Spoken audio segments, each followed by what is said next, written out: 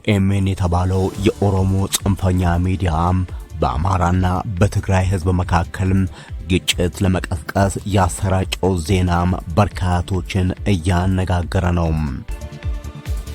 በረከት ገበሬዋም በነዳጅ ስርቆትና ኮንትሮባንድ መከሰሷ ተነገረም።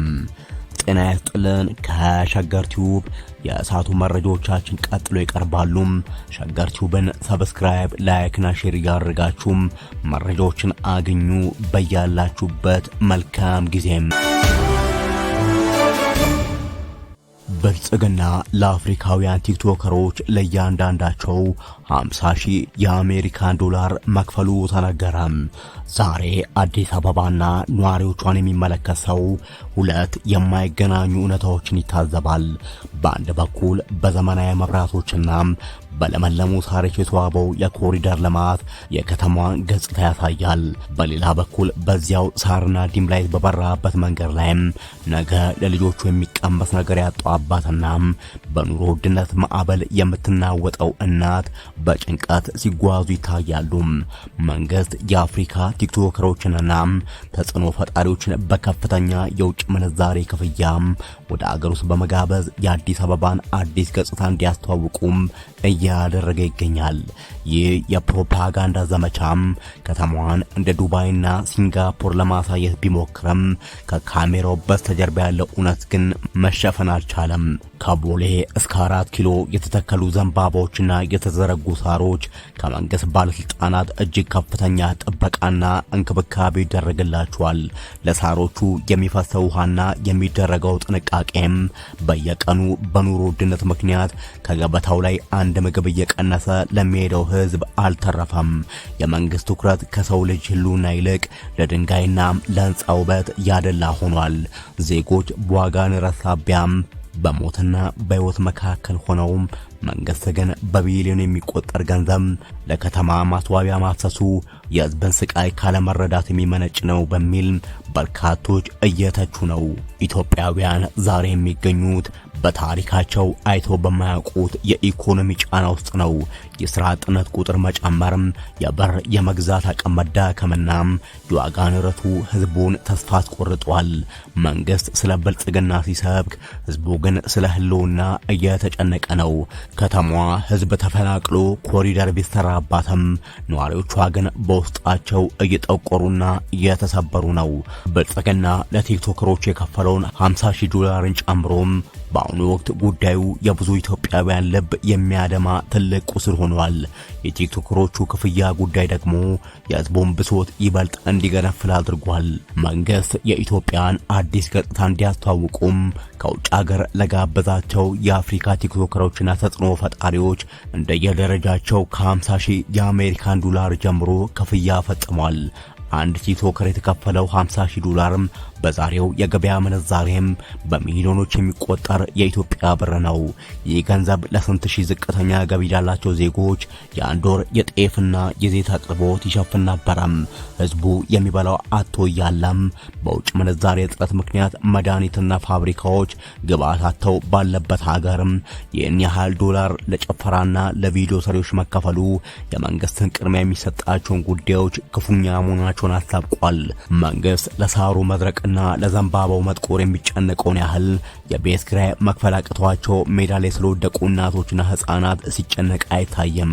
ለዲም ላይቱ የሚደረገው ጥንቃቄም በጨለማ ጓዳ ውስጥ ስለሚታሰሩትና ስለሚሰቃዩ ዜጎች ካለው ግዴለሽነት ጋር ሲነጻጸርም የሚሰጠው ትርጉም አንድ ብቻ ነው። ውበት ከሰው ህይወት በብልጽግና ዘንድ ይበልጣል። ቲክቶከሮቹ ኮሪደር ላይ እየተዝናኑ ኢትዮጵያ አድጋለች ብለው ሲዘፍኑ፣ ህዝቡ ግን በተቃራኒው የሞትና የህይወት ትግል ላይ ነው። ይህ አካሄድ ህዝቡን ለማገልገል ሳይሆን የዓለም አቀፍ ማህበረሰብን አይን ለመማረክ የሚደረግ የሜካፕ ፖለቲካ ነው። ዛሬ በኢትዮጵያ ውስጥ ብልጽግና የሚለው ቃል ለብዙሃኑ የባዕድ ቃል ሆኗል። በአንድ በኩል 50,000 ዶላር ለቲክቶከሮች የሚረጭበት፣ በሌላ በኩል ደግሞ ለ1 ኪሎ ስኳርና ለዘይት ወረፋ የሚጠበቅበት ሀገር መሆኑም ታሪክ ትልቁ ሽሙጥ ነው። ህዝቡ በረሃብና በዋጋ ንረት እየተገረፈም መንግስት የውሸት ሳቅ በሚስቁ የውጭ ሀገር ሰዎች ፕሮፓጋንዳ መስራቱ በቁስል ላይ እንጨት የመስደድ ያህል ነው። አንድ መንግስት ሊመሰገን የሚገባው በከተማው ሳይሆን በዜጎቹ የኑሮ ደረጃ መሻሻል ነው። ቲክቶከሮችን በዶላር አደልቦ በኮሪደር ማዝናናት የታላቅነት ምልክት አይደለም።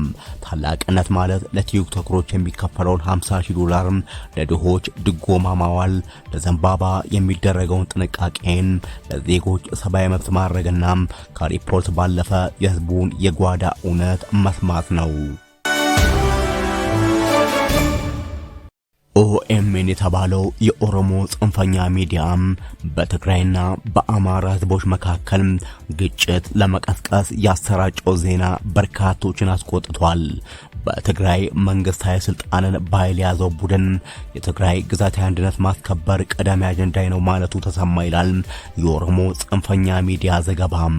ቡድኑ ክረምት ከመግባቱ በፊት ከአማራ ክልል ጋር የሚወዛገቡበትና አሁን ላይ በአማራ ክልል የተያዙትን አካባቢዎች በኃይል ለመያዝና ከሰሜን ኢትዮጵያ ጦርነት በፊት የነበረውን የአካባቢ አስተዳደር ለመመለስ ማቀዱን ምንጮች ለኦሮሚያ ሚዲያ ኔትወርክ ተናግሯል ይላል ጽንፈኛው ሚዲያ። በተለይ ወልቃይት፣ ጸገዴ፣ ጠለምትና አካባቢዎቹን ለመያዝ ለትግራይ ህልውና እጅግ አስፈላጊ እንደሆነም ቡድኑ አጽንኦት ሰጥቶ መወያየቱን ገልጿል ይላል ዘገባው። ኦኤምኤን የተባለው የኦሮሞ ጽንፈኛ ሚዲያም በተለይም በአማራና በትግራይ ህዝቦች መካከል ጭፍጨፋና ግድያ እንዲፈጸም የተለያዩ ዘገባዎችን በመስራት ይታወቃል።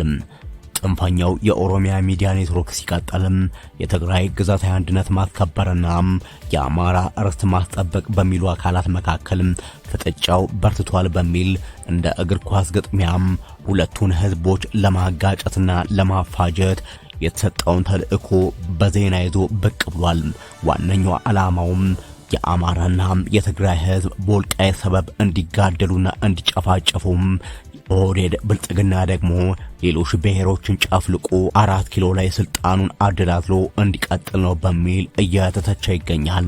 የቲዲኤፍና የፋኖ ኃይሎች በቀጣይም ብልጽግናን ከ4 ኪሎ ለመገርሰስ እቅድ አውጥተውም እየሰሩ እንዳለና ጉዳዩም በአሜሪካ ጭምር ድጋፍ የተሰጠው እንዳለም የተለያዩ ዓለም አቀፍ መገናኛ ብዙሃን ማጋለጣቸው የሚታወስ ነው።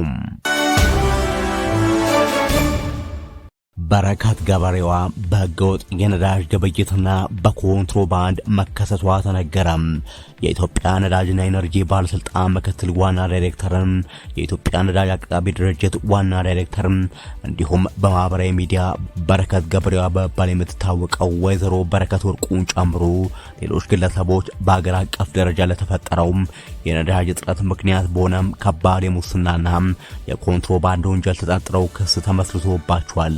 የፌዴራል ከፍተኛ ፍርድ ቤት ልደታ ምድብ የሙስና ጉዳዮች ወንጀል ችሎት መዝገቡን ተቀብሎ ማየት የጀመረ ሲሆን በአቃቤ ሕግ ክስ ላይ እንደተመላከተውም ባለስልጣናቱ የፍቃድ አሰጣጥ መመሪያን በመጣስ ከተከሳሽ ወይዘሮ በረከት ወርቁ ጋር በመመሳጠር ከ466,000 ሊትር በላይ ነጭ ናፍጣም ያለምንም ህጋዊ አግባብ እንድታገኝ አድርጓል። ተከሳሿ ወይዘሮ በረከት ከዚህ ቀደምም ለኢንቨስትመንት በሚል ሽፋን በጋምቤላ ክልል ዲማ ከተማ በወጣ ንግድ ፈቃድ ከ100,000 ሊትር በላይ ነዳጅ በቀጥታም ከጅቡቲ በመውሰድ ምንም አይነት የነዳጅ ማከማቻ ዴፖ ሳይኖራት ከ100 ብር በሚበልጥ ዋጋ የተገዛው ነዳጅ 1200 ብር አካባቢም ለወርቅ አምራቾች በህገወጥ መንገድ መሸጣም በክሱ በዝርዝር ቀርቧል። የነዚህ ባለስልጣናትና የግለሰቧ ህገወጥ ድርጊት በመንግስት ሀብት ላይም ከፍተኛ ጉዳት ከማድረሱ በላይም በገበያ ለታየው የነዳጅ እጥረት ዋነኛ ምክንያት መሆኑን ክሱ ያስረዳል። ከዛ በተጨማሪም በዚሁ የክስ መዝገብ የተካተቱም ሌሎች ተከሳሾች በሚሊዮን የሚቆጠር ሊትር ነዳጅ በማጭበርበር ህገወጥ የነዳጅ አከፋፋይነት ፈቃድ በማውጣት እንዲሁም ነዳጅ ከመንግስት ቁጥጥር ውጭ አድርጓል ተብሎ ተከሰው ፍርድ ቤት ቀርበዋል። እንዲሁም ክሱ በተመሰረተባቸው አንዳንድ ተከሳሾች መኖሪያ ቤትና ቢሮ ላይ በተደረገም ድንገተኛ የፍተሻና ብርበራም በ10 ሺዎች የሚቆጠር የአሜሪካ ዶላር፣ ዩሮና የእንግሊዝ ፓውንድ በህገወጥ መንገድ ተደብቆ መገኘቱን ክሱ አመላክቷል። ምንም እንኳን የነዳጁ ጉዳይም እነ በረከት ገበሬዋ ተይዘው ክስ ላይ ቢሆንም በኢትዮጵያውንም በተለያዩ ከተሞች ለነዳጅ የተሰለፉ መኪኖችን መመልከት ብርቅ አይደለም። አሁንም ቢሆን በርካታ ቁንጮ የሚባሉ የብልጽግና ባለስልጣናት በነዳጅ ዘረፋ ላይ መሰማራታቸውንም የብልጽግና መንግስት በቅርቡ 98 ቢሊዮን ብር መዝረፉን ሪፖርተርን ጨምሮ የተለያዩ ዓለም አቀፍ መገናኛ ብዙሃን ማጋለጣቸው ይታወሳል። ከሸገር ቲዩብ ለሰዓቱ ያዘጋጀናቸው መረጃዎቻችን እነዚህ ነበሩ። ሸገር ቲዩብን ሰብስክራይብ፣ ላይክ እና ሼር ያድርጋችሁ አብራችሁን ቆዩ። በያላችሁበት መልካም ጊዜም